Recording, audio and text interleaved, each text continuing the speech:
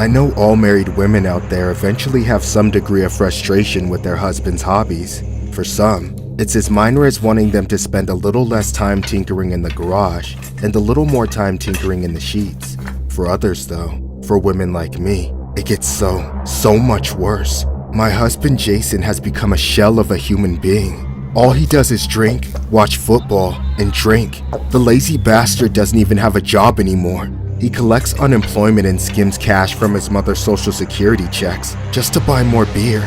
Day after day, he sinks deeper into the couch, eyes glued to the TV, playing football game after football game. When there's not a game happening live, he watches replays, never missing a single match, no matter how irrelevant the teams are. Believe me, I've tried every approach to get him to turn the TV off. I've been nice, reasonable, mean, seductive. I've even begged on my literal hands and knees. Nothing works. It all just makes him angry. And by God, has he grown a short fuse. At the slightest suggestion of putting something else on the TV, Jason will callously threaten me or our daughter, more than old enough to realize her father is a terrible role model. But I know his behavior must still be doing long-lasting psychological damage to her. The worst part is, Jason owns a gun. I used to know the combination to the safe until he changed it. Now, only he has access to it, and he sure as hell holds it over our heads. If I had $1 for every time he said he'd shoot me, I'd have enough money to leave him. Of course, I've thought about calling the police every day, but there's a problem. Two problems actually. First of all, despite seeming like he has 100% tunnel vision for the TV, Jason still has crazy good hearing. It's like he can tell when anyone is talking about him. No matter how quiet they try to be or what room they're hiding in, he will hear me talking on the phone with the police. And that brings me to the second problem. Out where we live, there's not going to be a fast response time. Even if I'm lucky and it only takes 5 minutes, that's more than enough time for Jason to do something. I don't know exactly how he would react, but I know it wouldn't be good. His threats have begun to be backed up by physical violence, not against us, but against whatever is around him. We've gone through 2 coffee tables in the past few months, and I've had to replace many other things around the house. The only object he wouldn't dare to damage is his precious TV. How else would he watch football? That, actually, gave me an idea. Without a doubt, I want this deadbeat asshole out of my house. I am sick and tired of him sleeping and living on the couch, constantly hogging the living room, so he can rot away and watch football for the rest of his miserable days. Even my daughter is over it. She wants to have friends over. She wants to watch the Disney Channel, not the NFL. She won't admit it, but she's scared to even go in the living room. She's afraid of what might happen to her if she blocks the TV, even for a second. I know this because I'm scared too, and I don't want to live like this anymore. That idea I had, I've been sitting on it for a while, waiting for the right opportunity for it to hurt the most. It's simple, really. I'll just turn off the TV. I'll rip the cord out and hide it somewhere to make the point hit as hard as it can. I'll do it on the most important day in all of football, the Super Bowl. I don't have a clue how it'll go, but at least something will happen. Hey babe, Jason, honey, can you hear me? I want to talk to you. Jason, I'm talking to you. Hello? It's your wife. Remember me? God damn it, that's it! There. What now? Plug it back in now. No. You know what? What if I do this? Crystal, no! Crystal! I'm sorry. Please don't hurt me. You stupid bitch! What's wrong with you? Why would you do that? Jason! Jason? Oh, shit. Baby! Get up. We have to go. What's going on? Come on, baby. We have to get away from Daddy. Too late. No.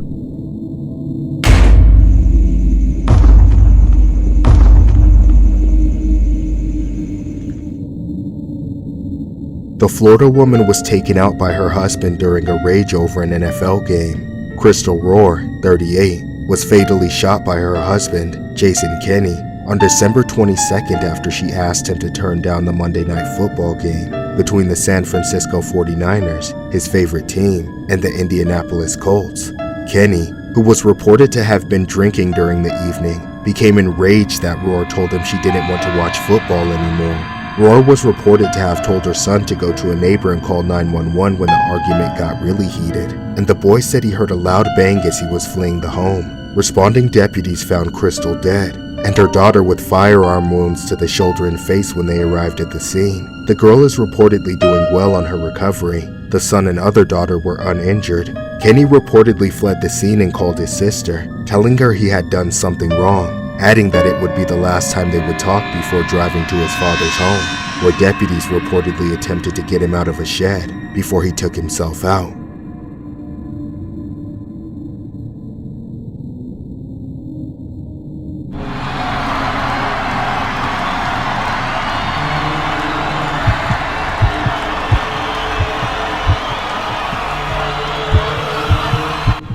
Last year, my old friend by the name of Danette told me she had inside access to the Super Bowl.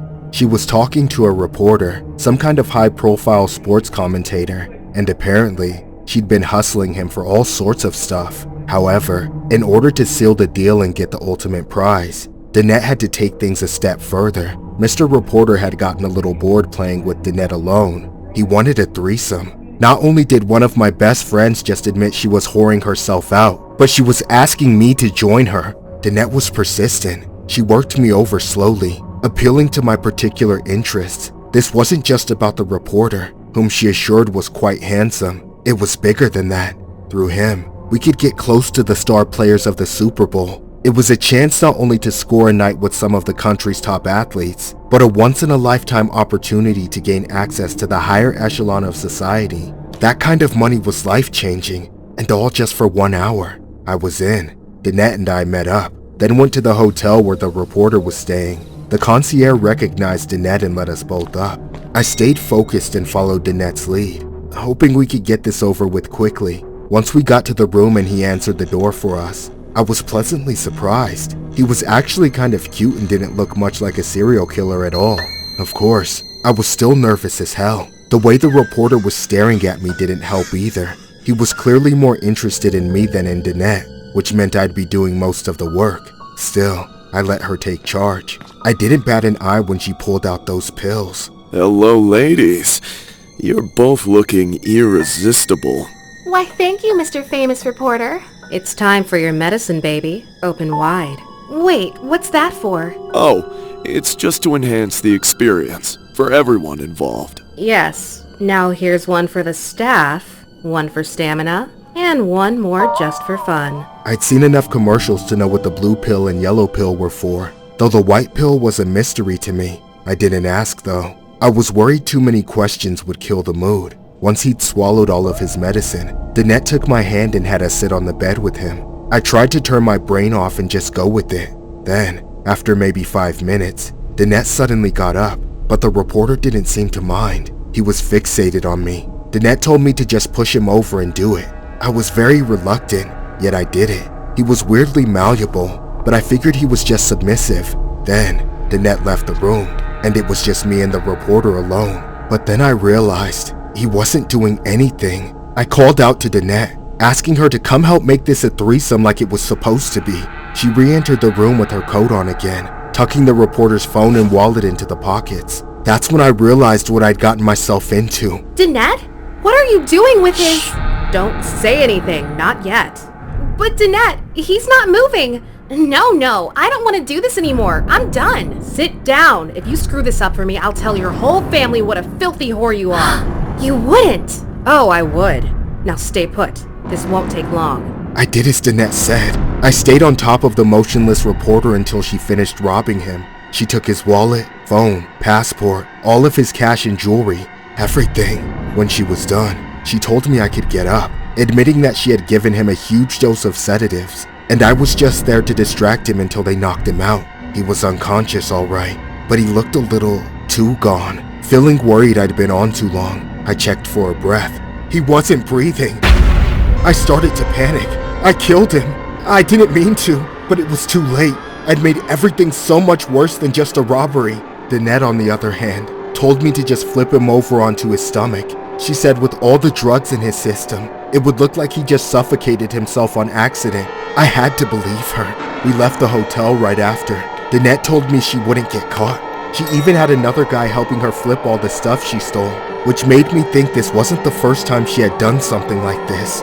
As it turned out though, it was her last. The hotel caught us leaving the dead reporter's room clear as day on the security cameras. We were both arrested before the Super Bowl even happened. I've been in jail ever since, trying to fight my way out of this. Danette claims I was her accomplice, but people have to understand. I had no idea about the robbery plan or the sedatives, and I never wanted to kill him. I just wish I could go back and slap some sense into my past self.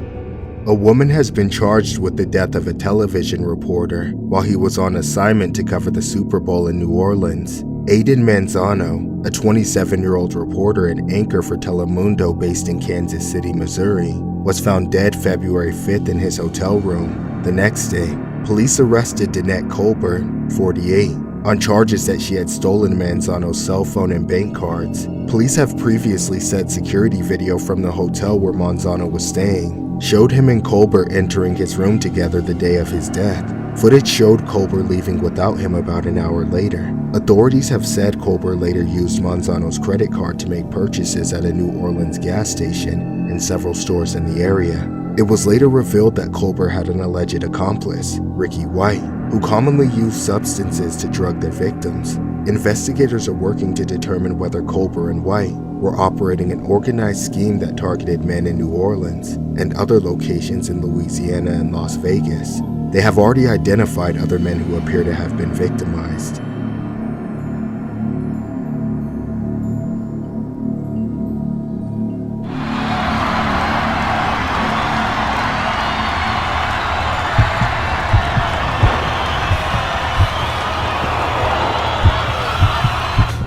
I wish I could say I'm an only child, and while I technically am, the reality of my home life simply doesn't reflect it. There's a man-child living in my parents' house, my dad's loser older brother, Uncle Bob.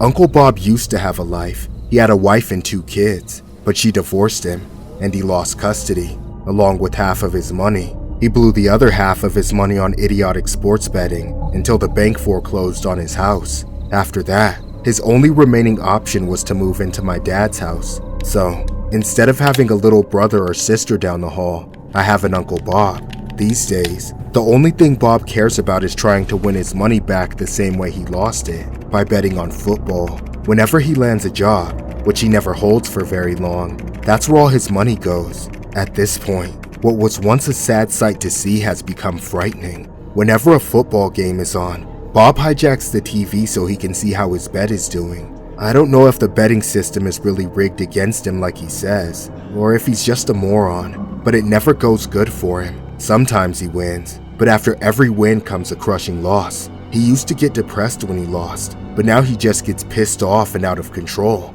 He screams at the top of his lungs, throws things across the room, and nearly breaks the TV every time. We used to tolerate him forcing us to watch football. Not anymore.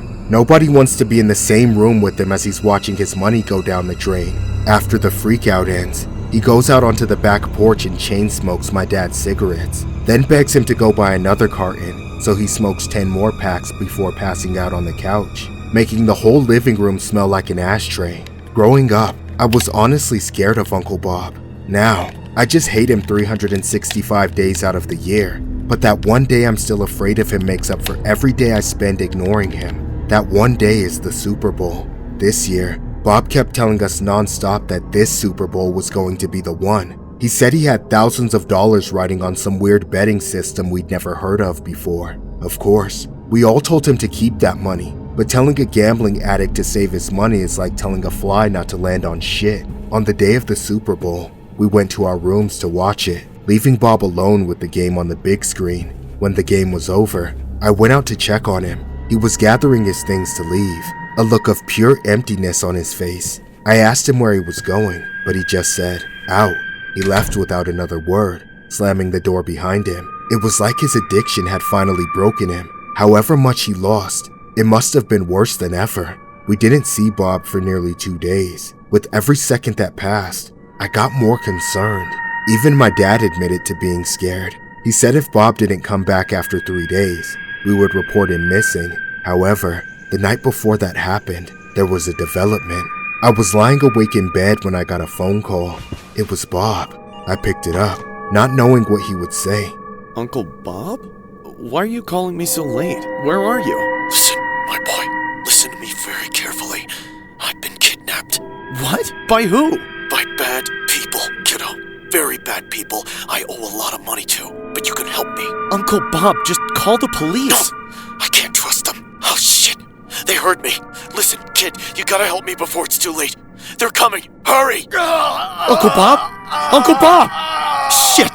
Dad! Suddenly, I forgot about every annoying and depressing thing that Uncle Bob did. He was in danger. He wasn't a good person, but he was family, and he didn't deserve to die. I ran to my dad, hoping he would know what to do. We called the police and begged them to find Bob. Hours went by. We all felt terrible, knowing he'd been kidnapped for 2 whole days, and we never even bothered to look for him. But then, a miracle happened. The police found Bob, and he was okay. We were so happy to have him back. It was the first time we'd been happy about anything to do with him in years. Sadly, the moment didn't last. The cops who found Bob, they didn't find him beaten, panicking, or disheveled like you'd expect of a kidnapping victim. There was something off about how calm and clean he was. The timing of the whole thing was suspicious too. The more they looked into it, the more sure they became. Bob faked it. He was never kidnapped. He made it up. It was all just some stupid ruse to try and get out of paying gambling debts. He'd put so much money on the Super Bowl, only to end up owing over 50 grand. Naturally, the cops arrested Bob for fraud, and for all I care, he can stay in prison and pay off his debts from the inside. That's the last time he ever plays with our hearts. A US man has been accused of staging his own elaborate kidnapping to avoid paying out lost Super Bowl bets. Robert Brandel, 60, was found tied up in his truck near Buffalo in New York State. He told officers he had been abducted by 2 armed men 2 days earlier, but police were suspicious that he appeared to be clean-shaven and calm. Officials now believe he was trying to get out of paying $50,000 he owes, following an online group bet. He faces charges of fraud and filing a false police report.